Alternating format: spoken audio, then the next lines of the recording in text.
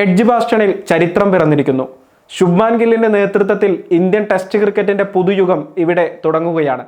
ഇംഗ്ലണ്ടിന്റെ ബാസ്ബോൾ വീര്യത്തെ അതേ നാണയത്തിൽ എതിരിട്ട ഇന്ത്യ ബർമിംഗ്ഹാമിൽ സ്വന്തമാക്കിയത് തകർപ്പൻ വിജയമാണ്. ടെസ്റ്റ് ക്രിക്കറ്റിന്റെ ചരിത്രത്തിൽ ഈ മൈതാനം പരാജയത്തിന്റെ കയ്പുനീര് മാത്രമാണ് ഇന്ത്യൻ ടീമിന് നൽകിയിട്ടുള്ളത്.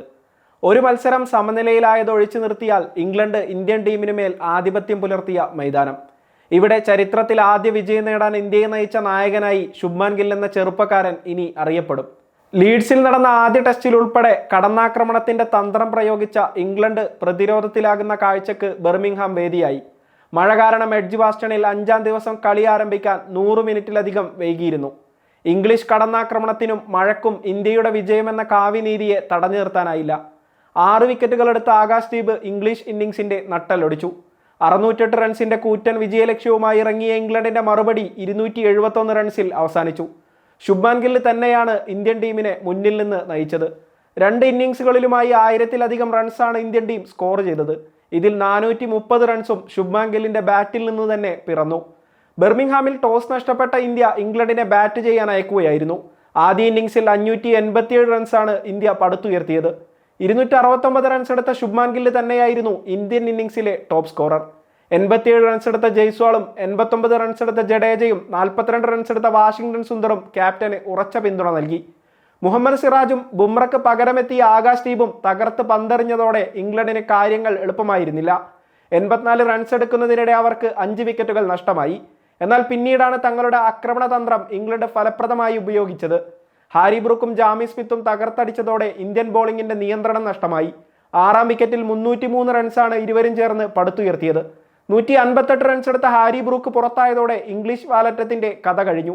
20 റൺസ് എടുക്കുന്നതിനിടെയാണ് അവരുടെ അവസാന 5 വിക്കറ്റുകൾ നഷ്ടമായത്. സഹതാരങ്ങൾ മടങ്ങിയതോടെ 184 റൺസ് എടുത്ത് ജാമി സ്മിത്ത് പുറത്താകാതെ നിന്നു. അർഹിച്ച ഇരട്ട സെഞ്ചുറിയാണ് സ്മിത്തിന് നഷ്ടമായത്. മുഹമ്മദ് സിറാജ് 6 വിക്കറ്റുകളും ആകാശ്ദീപ് 4 വിക്കറ്റുകളും ഇന്ത്യക്കായി വീഴ്ത്തി. 180 റൺസ് ലീഡുമായി ഇറങ്ങിയ ഇന്ത്യയുടെ 2-ാം ഇന്നിംഗ്സിൽ 161 റൺസാണ് ശുഭ്മാൻ ഗിൽ നേടിയത്. ആദ്യ ഇന്നിംഗ്സിൽ നിർത്തിയിടത്ത് നിന്ന് തുടങ്ങിയ ഗില്ല് കടന്നാക്രമണത്തിന്റെ ഇംഗ്ലീഷ് ശൈലി തങ്ങൾക്കും വഴങ്ങുമെന്ന് ഇംഗ്ലീഷ് ബോളർമാരെ പഠിപ്പിച്ചു. 65 റൺസ് എടുത്ത ഋഷഭ് പന്ത് ക്യാപ്റ്റന് ഉറച്ച പിന്തുണ നൽകി. രവീന്ദ്ര ജഡേജ 69 റൺസും KL രാഹുൽ 55 റൺസും നേടി. കൂറ്റൻ വിജയലക്ഷ്യവുമായി ഇറങ്ങിയ ഇംഗ്ലണ്ടിന് 50 റൺസ് എടുക്കുന്നതിനിടെ 3 വിക്കറ്റുകൾ നഷ്ടമായിരുന്നു.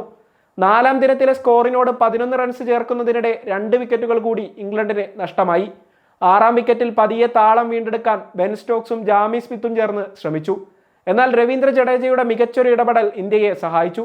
ലഞ്ചിന് തൊട്ടു മുമ്പ് ജഡേജ തന്റെ ഓവർ അതിവേഗം എറിഞ്ഞു തീർത്തതോടെ ഇന്ത്യക്ക് ഒരു എക്സ്ട്രാ ഓവർ എറിയാനുള്ള അവസരം ലഭിക്കുകയായിരുന്നു. ഈ ഓവറിൽ വാഷിംഗ്ടൺ സുന്ദർ പന്തെറിയാനെത്തുകയും ബെൻ സ്റ്റോക്സിനെ പുറത്താക്കുകയും ചെയ്തു. ഇതിനുശേഷം ക്രീസിലെത്തിയ ക്രിസ് വോക്സ് പെട്ടെന്ന് മടങ്ങി. 88 റൺസ് എടുത്ത ജാമി സ്മിത്തും മടങ്ങിയതോടെ ഇംഗ്ലണ്ടിന്റെ വിധി എഴുതപ്പെട്ടിരുന്നു. 5 മത്സരങ്ങൾ അടങ്ങിയ ടെസ്റ്റ് പരമ്പര 1-1 സമനിലയിലെത്തിക്കാൻ ഇതോടെ ഇന്ത്യക്ക് കഴിഞ്ഞു. ജൂലൈ 10 മുതൽ ലോർഡ്സിൽ വെച്ചാണ് പരമ്പരയിലെ 3-ാം ടെസ്റ്റ് മത്സരം നടക്കുക. സമയം മലയാളം വാർത്തകൾ ഇനി ടൈംസ് ഓഫ് ഇന്ത്യ സൂപ്പർ ആപ്പിലും.